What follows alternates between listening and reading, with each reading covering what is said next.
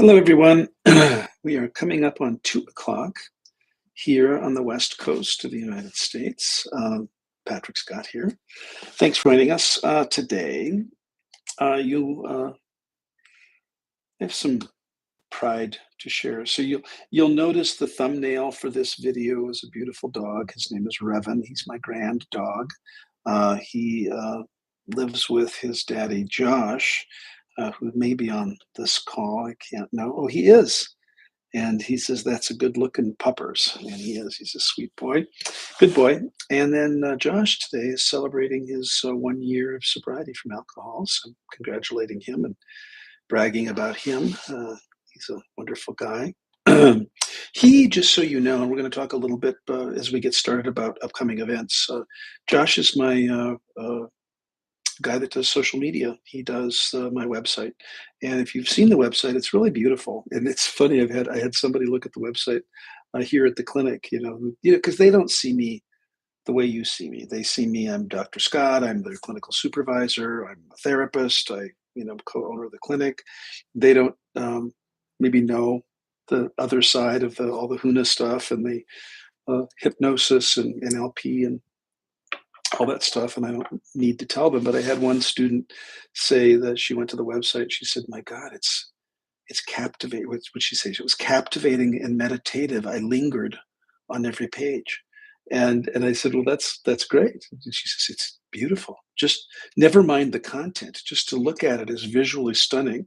And so I encourage you. It's drpatrickscott.com, and I'm going to make some references to some upcoming events and things that we've got going on the rest of this year and into next year. We're starting to get into a good rhythm of classes and offerings and things like that.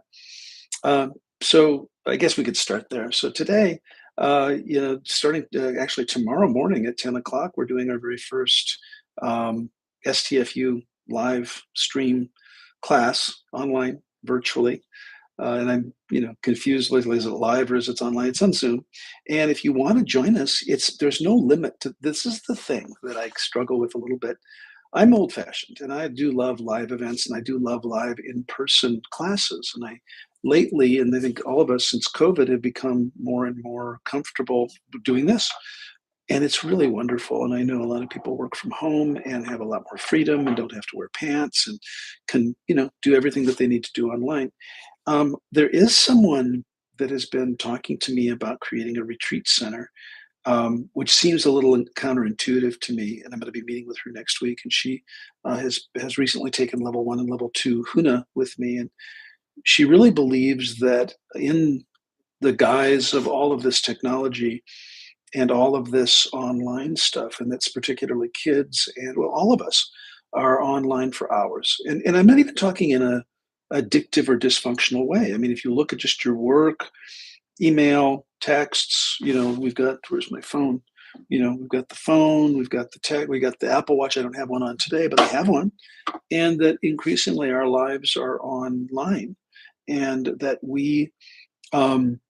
her contention, and I think this is really true, is that people are craving more in-person, live, in the same room kind of connections. And so her belief is that the pendulum will swing back and away from just pure online only stuff.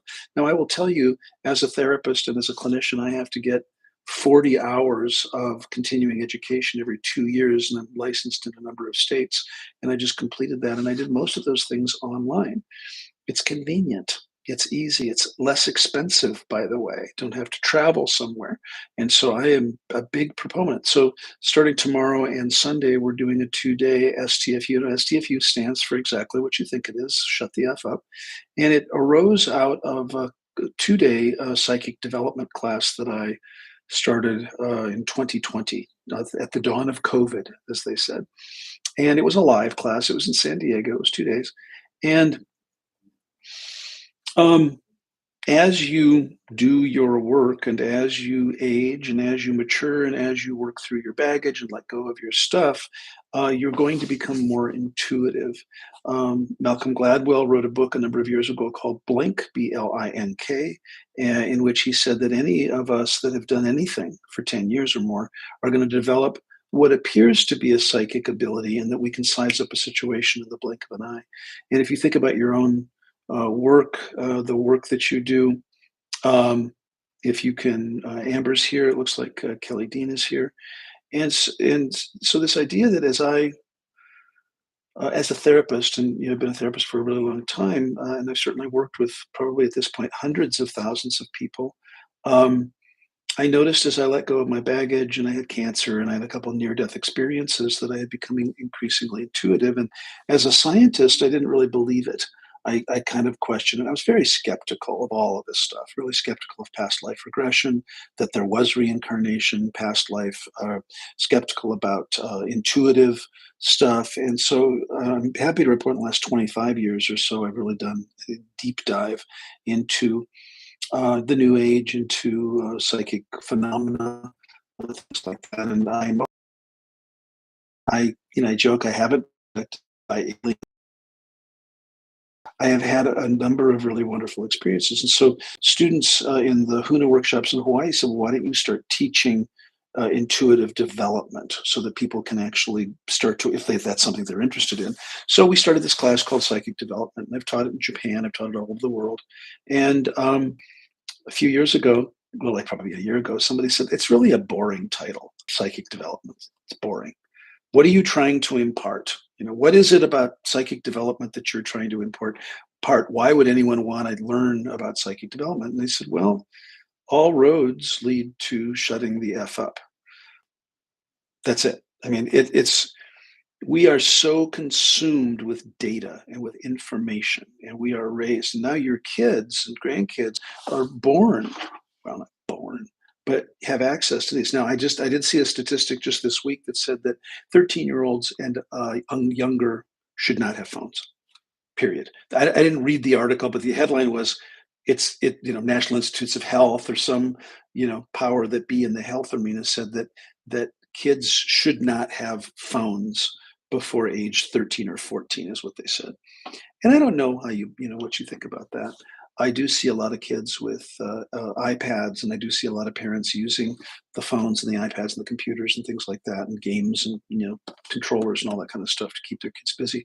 I don't have an issue with that, and I'm not even afraid that we're going to forget how to talk to each other. I'm not afraid that we're going to lose the ability to interact. But the STFU class started as psychic development, and the intention is to really, for those who are interested in psychic phenomena, readings, the other side, past lives, synchronicities, coincidences, how to get a yes no answer from your environment, dead relatives communicating with the other side, uh, things like that. And so in the class, 2 days, we go over all of that stuff in a very, ironically, linear, systematic way. Now, there's exercises and there's cold readings, and I do some readings of the class and demonstrate some things. But the idea is that there has been no real formal, I mean, God, where was I? I think someone called one of my classes Hogwarts Magic School. So if you look at Harry Potter and there was Hogwarts Magic School, we don't really have a Hogwarts. Well, we do. If you go to Huna in Hawaii, or you come to study with me at Mount Charleston, Las Vegas, or you study in any of the classes I teach, kind of magical stuff, given what book learning used to be about. Um, Interesting that, we in Western culture, it may be global culture now. I can't know. I was going to say in Western culture, we've put so much emphasis on the thinking, on the book learning, the data, learn it. If I want to learn something, and I remember, this is interesting. I was an exchange student in Germany. I was 16, 15 or 16, and I'm stroking my badge. And I was living with a host family in Germany, Ingolstadt, which is the place where the Audi car is made, just so you know. And I was in my room, and the family that was the host family had almost like a hostel, like they had a bunch of people, different exchange students and different youth from different walks of life in different countries. And I was one of maybe 5 or 6 different students that were in that house. They were a fairly well-to-do family. They had a very big house. Well, their house had a pool in the basement, just to give you an idea. And All of a sudden one morning I wake up and I hear this vibration, or I felt it before I heard it. And then I heard this mumbling kind of thing. And I went out, and the bathroom was down the hall. And I went to the bathroom, and across the hall, down the hall a little bit, was a Belgian couple, a male and a female. They were old, like 20. I was 16. They were together in the same room. I couldn't know what was going on, but I was captivated that a boy and a girl would be sharing the same room. This is, where you are when you're 15 or 16. And I came from a very sheltered life. So I hear this vibration. So later on, we're at breakfast, and we would all eat breakfast together at a big table, a big like picnic table. And the young woman across me in English said, I hope our chanting didn't wake you up. I noticed that I could hear you go down to the bathroom while we were chanting. And I said, what was that?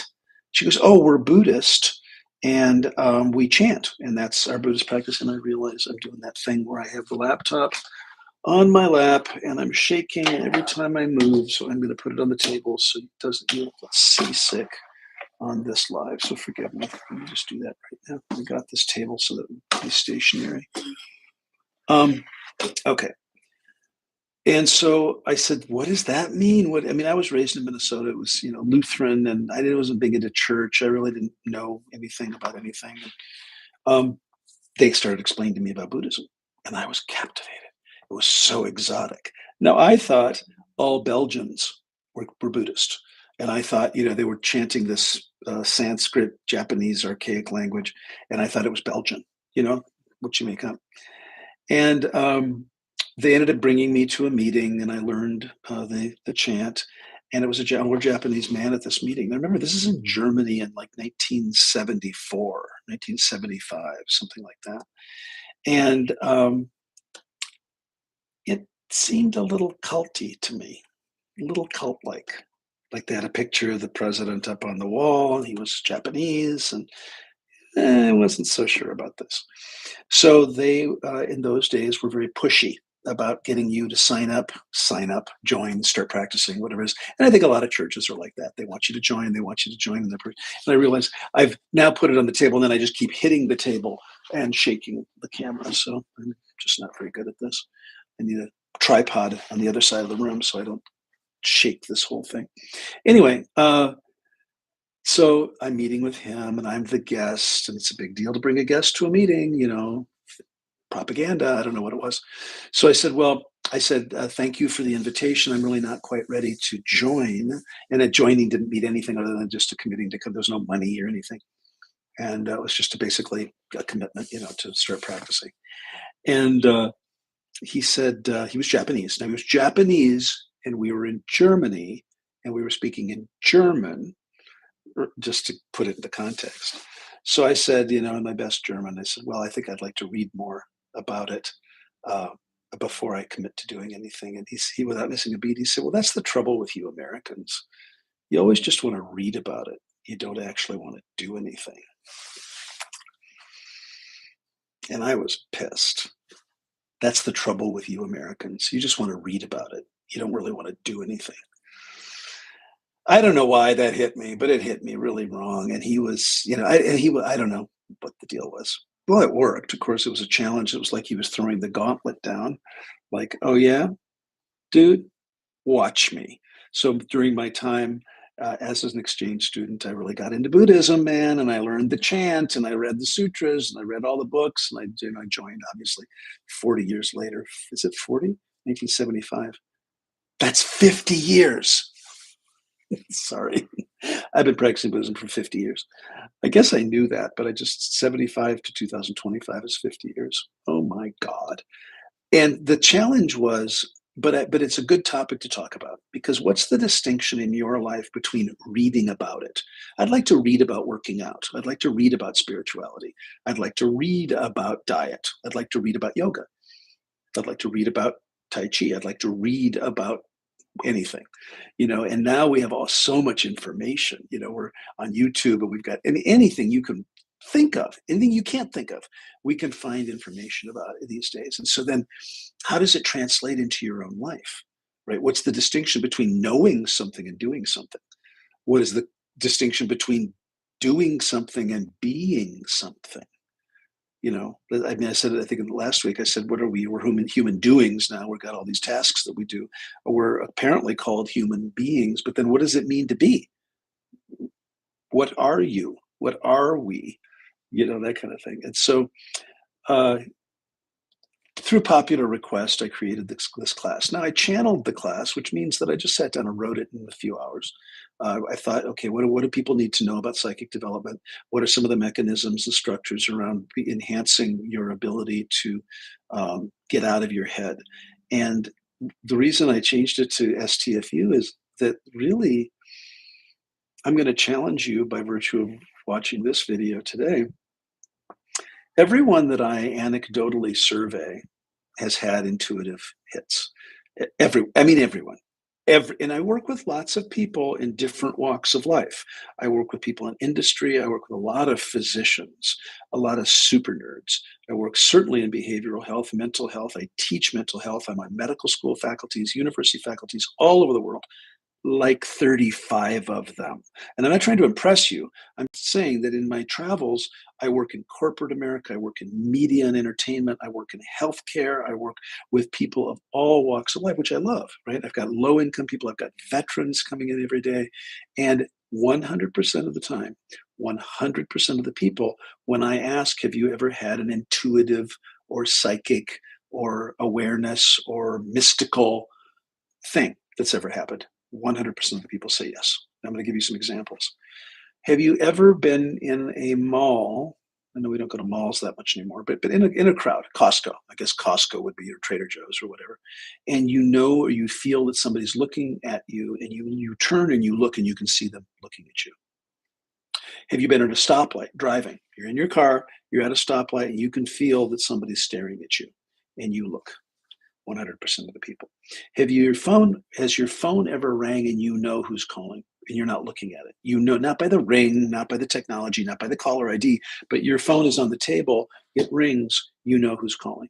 Have you ever known what song is going to come on the radio? We still have radio people. There's Sirius XM radio, there's AM and FM radio. So that all of you that are going, who listens to radio anymore? People do. Sorry.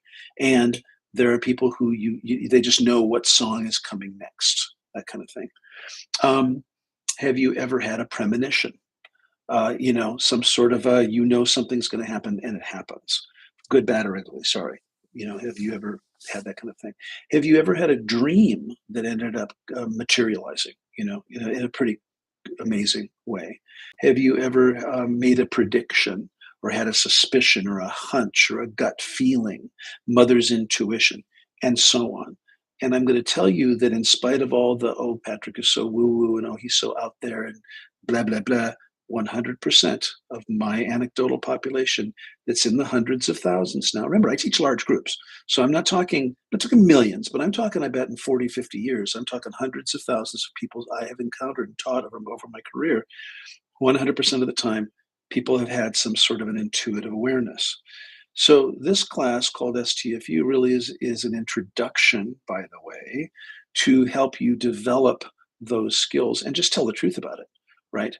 Now, I'll give you a quick rundown of the class, and then if you want to sign up, there's spots available because there's no limit.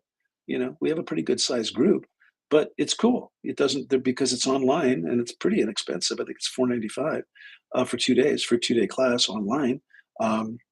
The only thing that you would need would be a pendulum if you have a pendulum, but you could use a keychain or a necklace or whatever if you can't get one.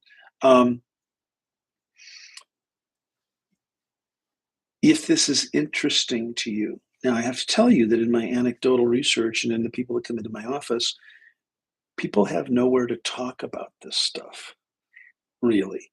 They don't have it, they've had a near-death experience or they've had a premonition, they've had a dream, or they felt their mother's presence after her death, or they've, things like that. And there isn't really a forum. And so my mission here is to really create spaces of safety where people can talk about this stuff. So the class is 2 days.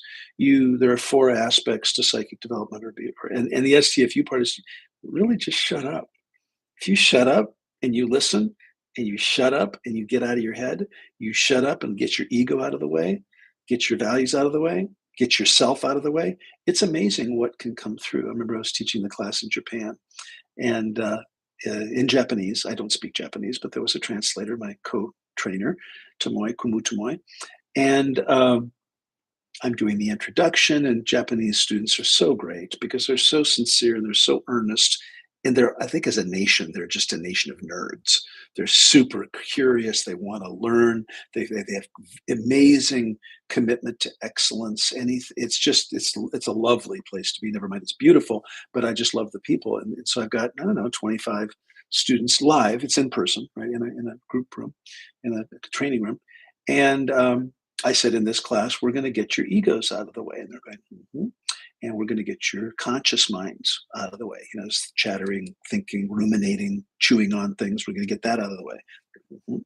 And then we're going to get your unconscious minds out of the way. You know, all your history and your lineage and your everything that's ever happened to you, and all your memories. We're going to get that out of the way.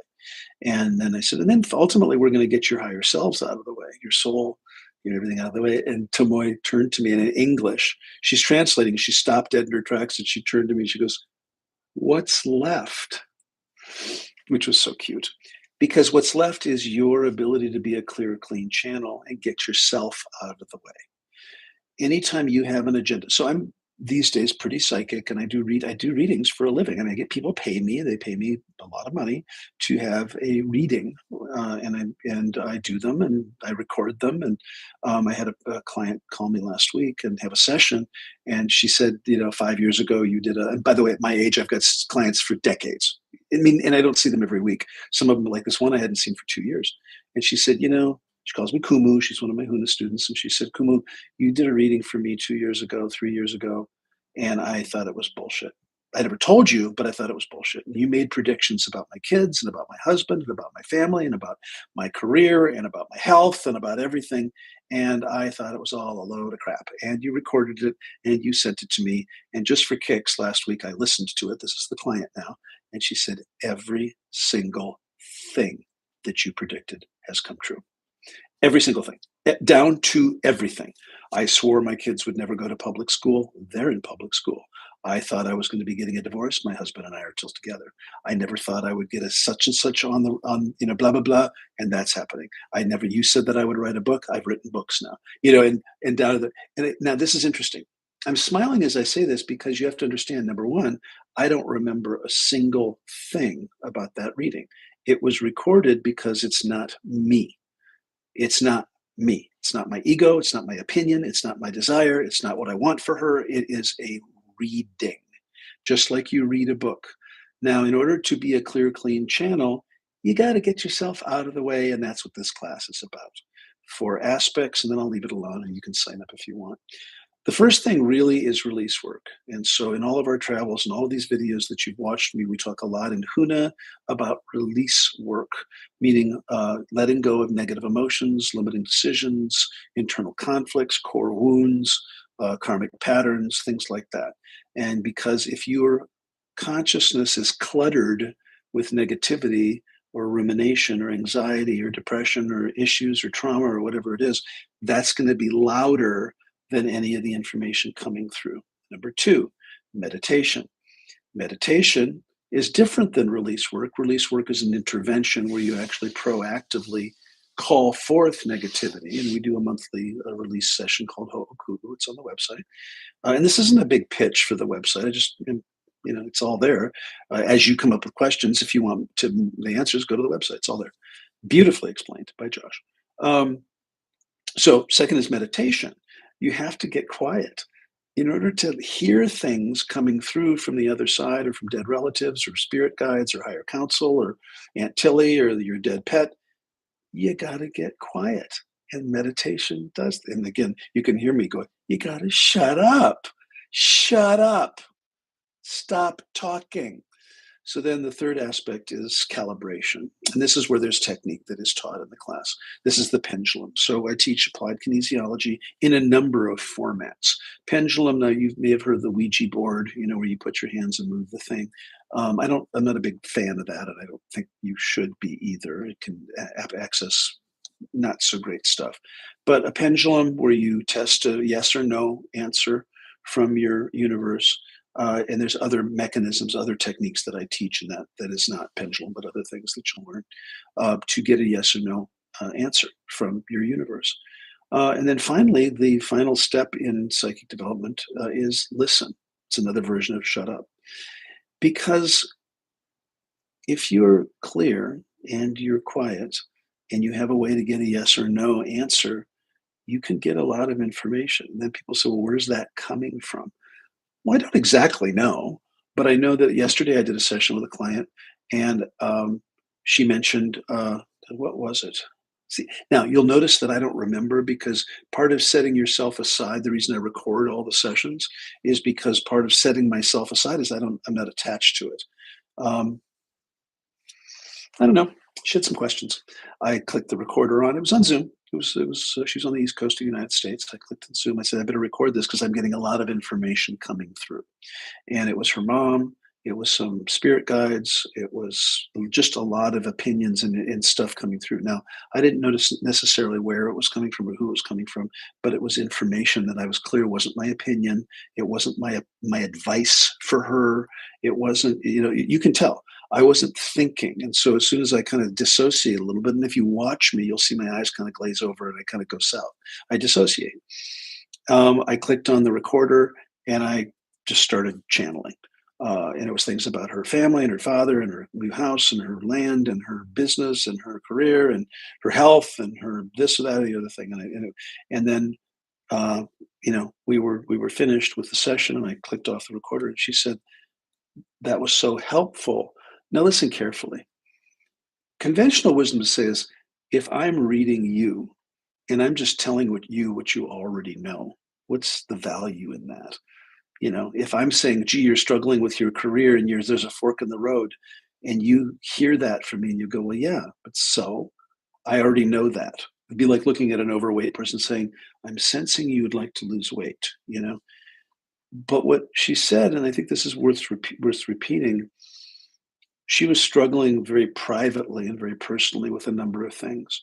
Hearing it came back, hearing it from another person, a third party, being fed back to her was validating that she wasn't. And she said this. She says, "I'm starting to realize, not crazy." Number two, it helped me see it in a different light. It helped me put some boundaries on. She says, I was tending to get overwhelmed and overthink and over ruminate, and I was starting to have some anxiety.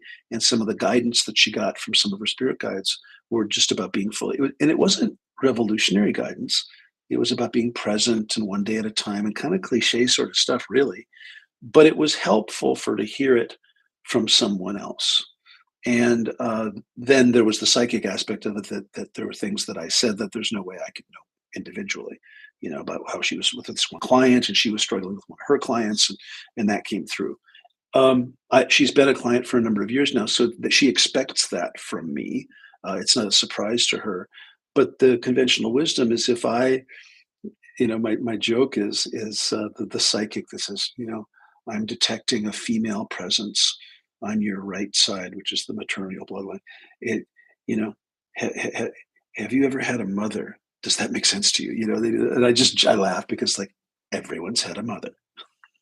So, okay, and again, I don't know. I'm not trying to be irreverent. I'm just, I've watched a lot of the shows and some of it, and I'm not saying I'm any better than anybody else, but um, psychic stuff comes in and it's chaotic and it's ambiguous. And the challenge in the class is you do get impressions, but then how do you translate what you're getting?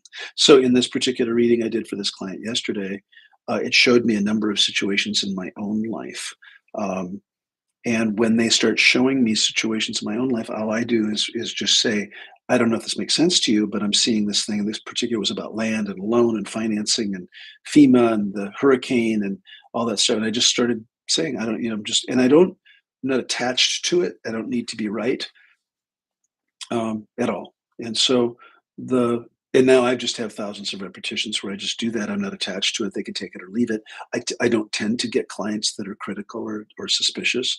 I'm too expensive, way too expensive for people to pay me, a bunch of money to then argue with me and, criticize me and that kind of stuff. Even though, like the lady last week, didn't believe that anything that I had predicted would come true. And now it certainly has. And there's real value in that. And so if you are somebody who feels like you're pretty intuitive, you have hunches, you have suspicions, you're curious at all about this whole psychic development stuff, uh, uh, and the class is fun, and it's an introductory class. Now, if you are already an advanced psychic and you do readings for a living, and that's your livelihood, and you're absolutely brilliant, it's a fun class, but it may not be up to your level. And so, if you're already working as a psychic, it may be because it's pretty basic. Now, my way of teaching is to see who's in the room, and we'll tailor the class, and I will come up with exercises and things based on who's in the room. And we do breakout rooms, and we do partnered work, and we do all that kind of thing. So it is a fun class. In the morning of the second day, I'll talk about Huna, to give that, like, because I came to psychic development through Huna of all things. I had studied, certainly, and you know, for those of you that know, you know that, psychotherapy, and then hypnosis, then past life regression, neuro-linguistic programming, biofeedback, things like that. Then Huna was the Huna, the Hawaiian shamanistic tools that really had me start opening up to psychic phenomena, where I would start having experiences. I would start knowing things, seeing energy, reading auras, in spite of myself. And what has happened, and I have a master class that I teach, and a lot of the students in there are saying, "My God, people have this expectation of me, like, because they're coaches and they're trainers and they're teachers and therapists in the master class. It's advanced. So psychic development is the intro. The master class is for advanced, level practitioners. So if you actually are an advanced level practitioner already, take a look at the master class. It's on the website, and it's a cool group, and we do some really, really cool things there. But it's for people who have already, have progressed a little bit in their on their path as an intuitive. Um, and I was going somewhere. Oh, so I get a referral from an existing client, a level 4 Huna full initiator, whose daughter is not into any of this stuff, who just wants some guidance. And I said, "Well, what's going?" And the my client called me and said, we were in a session. She says, "If I refer my daughter to you, my daughter's in her 30s or 40s. She's a mother." And I said, "She doesn't really believe in any of this stuff, but her daughter, who's 2 or 3, is responding as though there's an entity in the house. And she doesn't believe in any of it, but she went to her mother saying, 'You're into that Huna crap. Is there anything in Huna that can help?'" Because the young, the baby, and the 2-year-old, 3-year-old is having these weird reaction nightmares and crying and screaming and, all sorts of things. And so for an uninitiated person, the daughter thought, "Well, can you refer me to somebody who can figure out this thing?" So I get on it was a phone call. She didn't even want to do Zoom. It was a phone call. And this woman was great. She was pretty cut and dried. She just basically said, "Can you tap in and see if there's anything in my house?" And I said, "Sure, what's the address?" And, she gave me the address and the zip code, and it was in New Jersey, of all places. Now, all of a sudden, when I send a connection, I set my intention to help see if there's anything in this space, I start seeing images. Literally, in my mind's eye, I start seeing images. And I say to her, "Is the house blue?" And she says, "Well, it's sort of a blue gray." "Oh, is it a split level rambler?" "Well, yeah, it's the kind where you go downstairs to the basement, you go upstairs." I said, "Are there white square windows?" "Well, they're rectangular." "Okay. Is there a white minivan out in the driveway right now?" Now I'm seeing these images of this house. Now I've not Googled it. I'm not looking on Google Earth, and I'm not, just so you know, I have no reason to do that. Although now in retrospect, I could, to, freak people out, but I'm just seeing images. She goes, "Well, it's not really a minivan. It's an SUV, but it's white. It's a Toyota 4Runner." Now I'm getting pissed, because I'm thinking, I'm amazed that I'm seeing stuff, right? I'm not, I don't know who she thinks I am. I don't know why. I get nervous, like, well, who am I? How can I possibly do this? And I'm seeing this house. So I said, "Okay, are you currently sitting in the dining room at an old Formica table from the 50s?" She says, "Yes." "Is your daughter in the chair underneath you?" She says, "Yes." I said, and I can hear the young girl, the little baby, kind of fussing. I said, "Okay." And I said, "Okay, well, do I have permission to look in your house?" And I'm like, it's like got a GoPro on a camera, and I am seeing the color of the furniture And I said, okay, there's a garage. It's a two-car garage. And she said, yes. And I said, on the left side, as you go into the garage, is there a workbench where your husband has tools? Well, it's not really a workbench. It's just a table. And I'm getting pissed. I'm like, okay, I get it. Okay, so it's not she's nitpicking every detail of what I'm reading, right? Which is pissing me off because I'm amazed that I could see anything at all. So I said, okay, behind the workbench, there's a cubby hole. She says, it's really a crawl space. And I went, okay, enough. Jesus, the lady is just the Terminator. I mean, she is just like criticizing, putting down, nitpicking every little thing that comes out of my mouth. Well, it's not really this, it's this. So I said, okay, you need to stop. Just it's a place where there's not there's like a door there, but it's like a half door. And she said, yeah. And I said, does it have a handle? She says it has a latch. And I went, she never stopped. I was just like, bitch.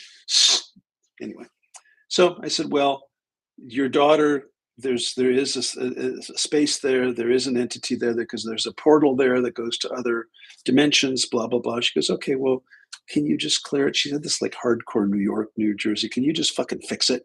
I don't give a shit about what it looks like. I don't give a shit. She didn't say that, but the energy was kind of like, why are you wasting my time? Just fix it. I'm paying you all this money. Paying you all this money. Can you just handle it? I don't need to know the details. Now, this is what happens. She was desperate and had a need. Now I cleared it. I closed the portal, and I could hear as soon as I closed the portal, the 2-year-old stopped fussing, stopped crying, and stopped whining. So then I had the mother take the 2-year-old, pick her up, and take her downstairs into the basement, to that place, and had her. And then later on, of course, she didn't tell me this at first. She goes, "Yeah, this is where she goes," and she just points, and says that there's something there. And little kids are very psychic. And so, anyway, session altogether, start to finish, 20 minutes. She wanted to get off the phone as soon as she could. She paid me the full fare, the full amount. I'm not going to tell you how much it was. It was a lot of money. And not that I charge everybody a lot of money, but it was my rate. It was my hourly rate. And that was what she was booking. And she got no discounts. And, anyway. And so she thanked me, and no reappearance of the entity or the portal, and the kid has been fine. The kid's like 3 or 4 now and in preschool and doing great. My point in telling you the story is that you will have people, if you work in the public eye or you work with people, think you can do things you're not sure you can do. And around this whole psychic development thing, you have more abilities than you think you do. I think that's what's fun. And just so you know, even at this point, with all my experience, I just yesterday got an inquiry for a reading from someone I don't know that I've never met who lives in Europe. And we're going to do a session.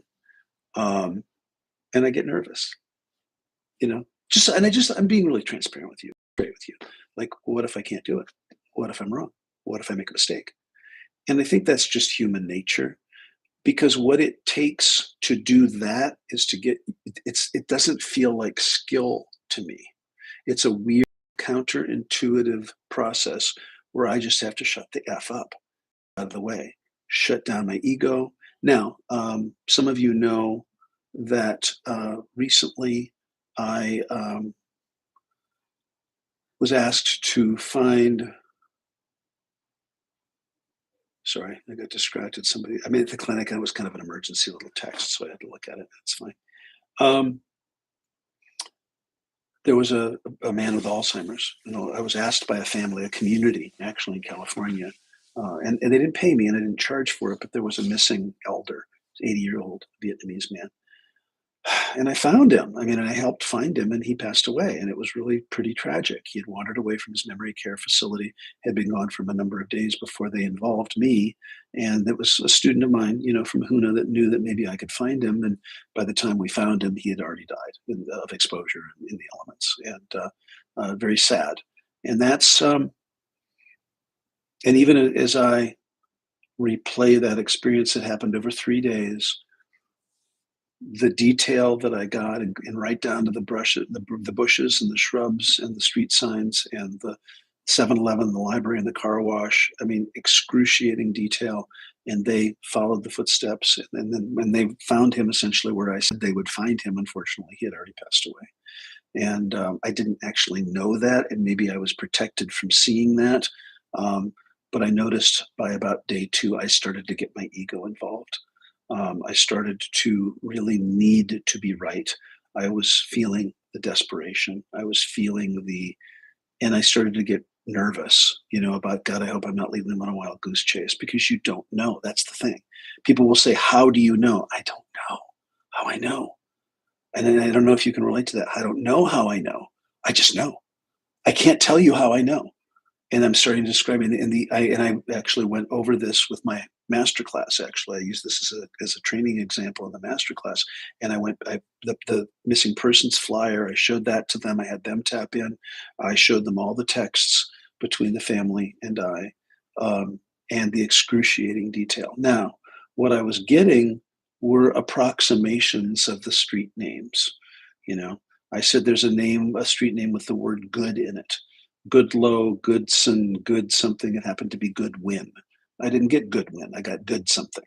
There was a park, like a kind of a park, and I got Tecate, like the beer, the Mexican beer Tecate. Well, it was Tecolote, but it was close enough for them to go, I wonder if he means Tecolote because there's this ravine and there's this park here.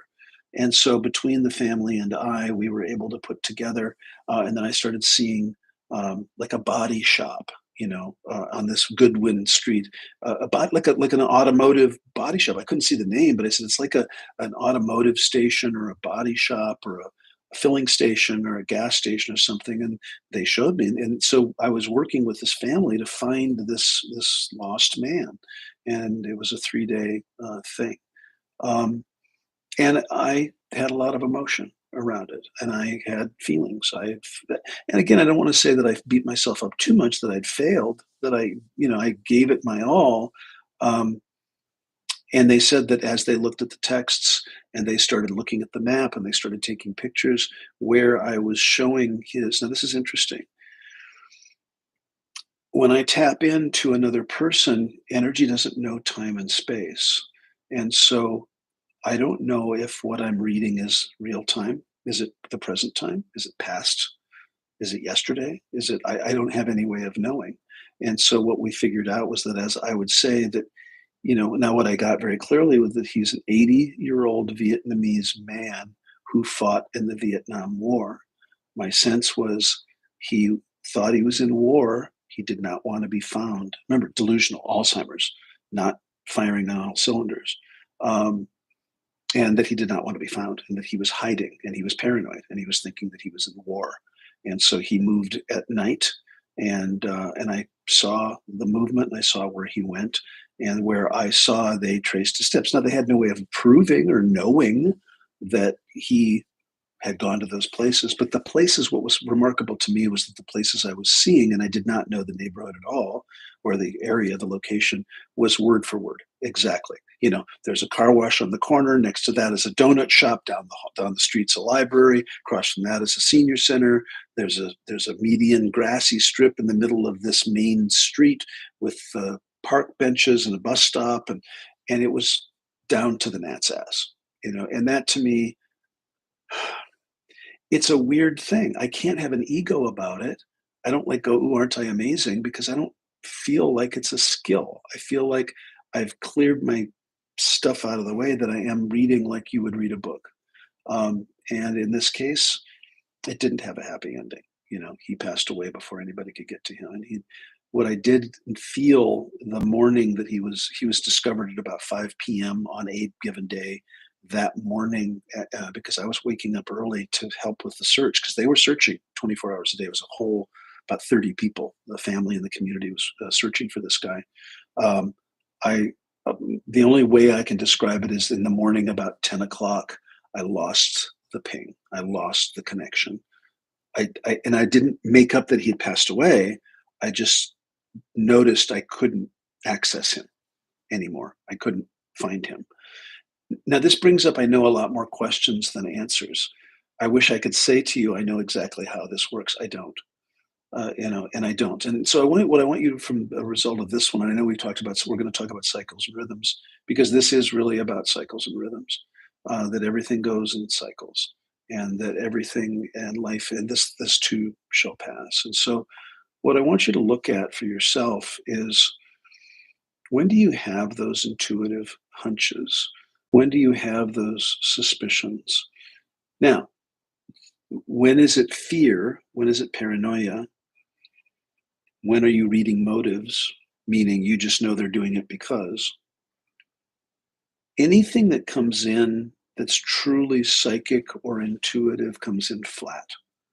It doesn't come in, even when, like I talked about the Vietnamese guy, he thinks he's in war. He does not want to be found. He's hiding. Um, he's moving during the day. There was no emotion to it. There was no, I wasn't feeling any sort of, I wasn't feeling any emotion. I felt it as the days went on. I felt more emotion, my own, my ego, my desire to help, feeling like a failure if I couldn't find him with them. That was my shit. That wasn't, had nothing to do with the psychic reading. Um, I didn't even make up that he'd passed away, by the way, just so you know. I didn't say, oh, I can't access him. I don't seem to be able to connect with him. I didn't go, oh, and therefore he must be dead. I didn't at all.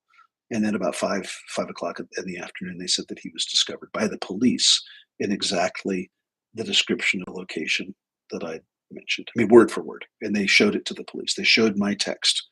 Because again, I'm reading and I'm texting the family, the friends of the family. And it was exactly, but how can oh, it was a grassy patch next to a freeway behind a chain link fence with bushes. Super vague. Well, that could be, and one of the family members said this is like finding a needle in a haystack, you know. And where he was found matched the exact description, but where I said, and ironically, where they found him, there wasn't really a street.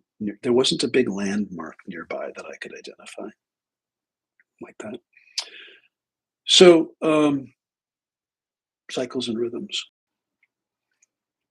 For those of you that have been on the planet for a while, you have seen things come and go.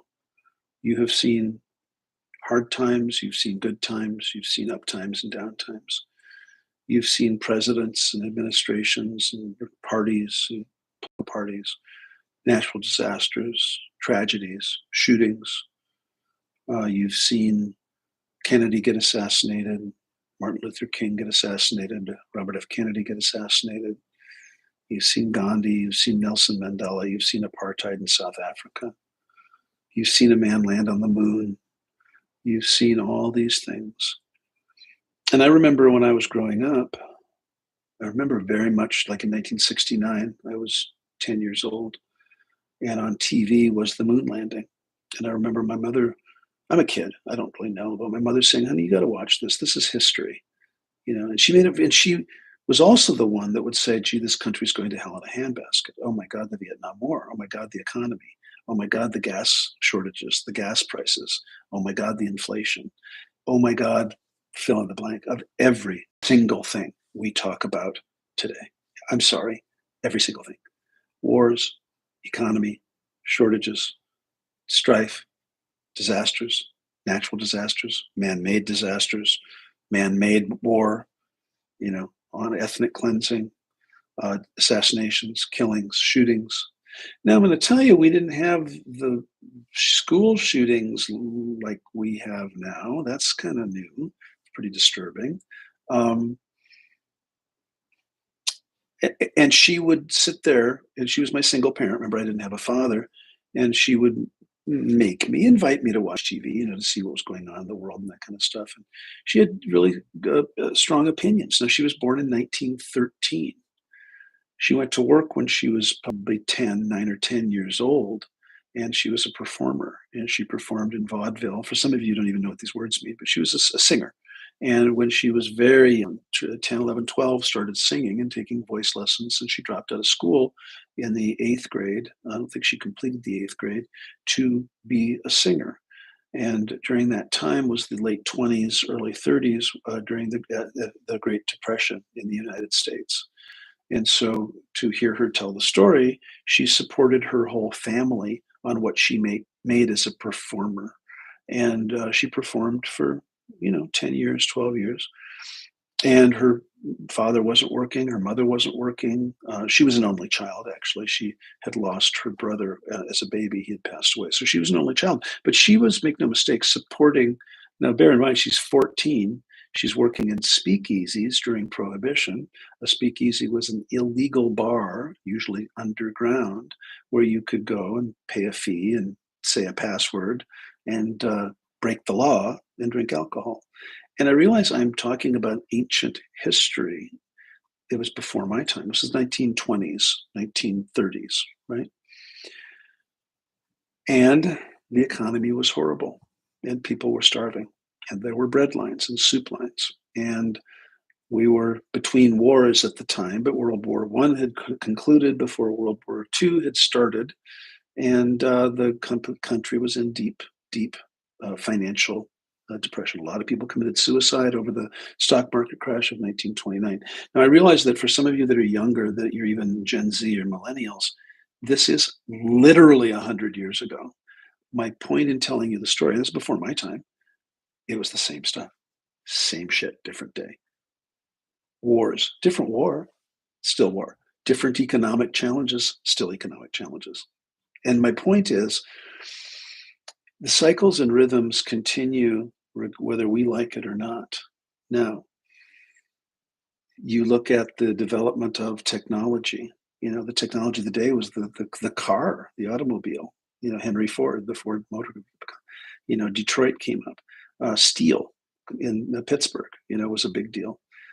Detroit was the Motor City, you know, and those cities have come on hard times because the cycle of the boom and then the fall and then now Detroit and Pittsburgh. If you've been to Pittsburgh and Detroit lately, they're beautiful. They're coming up again after a period of degeneration, and so on, and so it goes.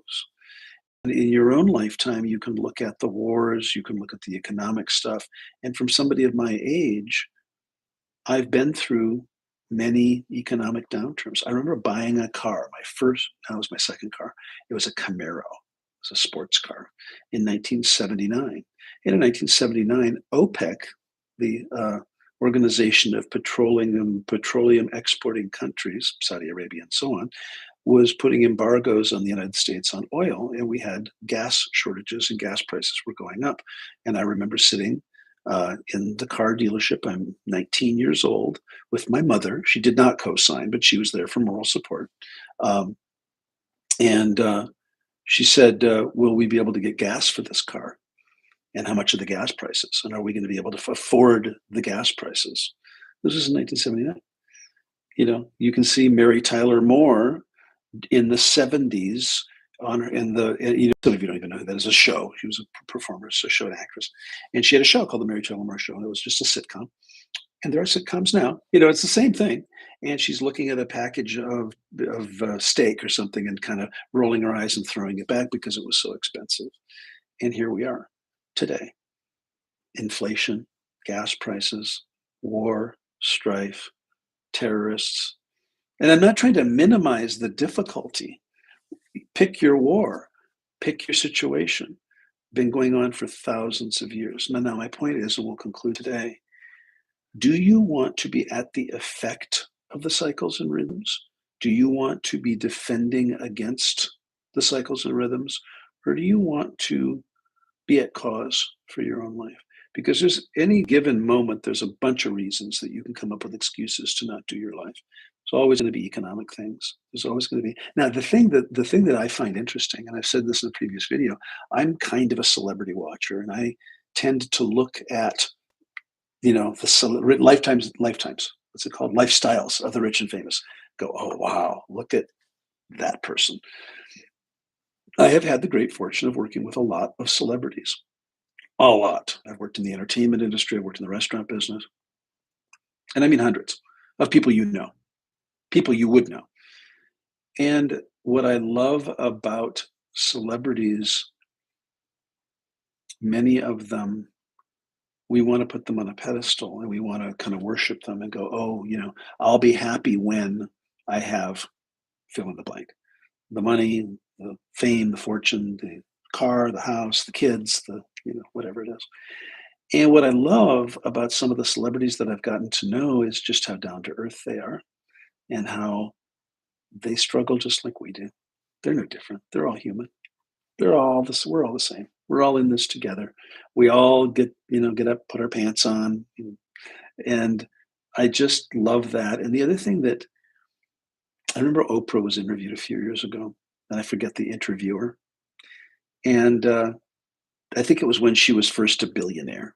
This is a while ago. She's been a billionaire for quite a while now. And they were asking her just about, do you worry about money? And she says, of course I do. And she says I have a bunch of businesses. And then they said, well, we hear that any checks over $250,000 you have to sign. That checks for under $250,000, the whoever you have working, your accountants or whatever. She goes, exactly. And she says, and let me tell you, there are a lot of checks over $250,000. And then the interviewer said, are you aware of your net worth today? And she said, every penny. Absolutely. I'm aware of how much money I have and where it is. Every penny. And I keep track of every penny. And it is important to keep and I just found that so refreshing but then you look at Oprah's beginnings, you know. I mean, you should look at her beginnings. I mean, poor and abusive and black family and all that sort of stuff. Look at Tina Turner, humble beginnings. Look at Aretha Franklin, humble beginnings. Look at Ray Charles. Look at any of some of these people who we think, are that just don't struggle. They haven't had no trouble at all, and to realize that they've gone through their own cycles and rhythms, and so everything that goes up comes down. Everything that goes down comes up. And if you've been around long enough, you can see that there are maybe not predictable, but certainly there are rhythms to this. And so my joke is, I've been rich and I've been poor. I prefer rich. And this too shall pass. My mother used to say that when I would come home and I'm from school. And understand my mom died when I was 24. And she was my greatest friend. She was my best friend. And really, I trusted her because she was so wise. Because remember, she was 48 when I was born. So she was well into her 60s when I was an adult and had a lot of wisdom and not wealthy at all. Not at all. I mean, she lived on Social Security. I supported her financially. And again, not much, but it was, she had Social Security and I would contribute what I could. But she lived as a senior citizens, low income, high rise, and never really had any money, in her life. And she was, when I was fretting about the latest thing, she would say, honey, sweetheart, take a breath. This too shall pass. So I say that to you. If you're upset about what's going on, take a breath and understand that this too shall pass. And that all you have is your own ability to ground yourself and to stay connected to your spirit, whatever that is. And so, with that, I'm going to conclude today's YouTube Live. Be well.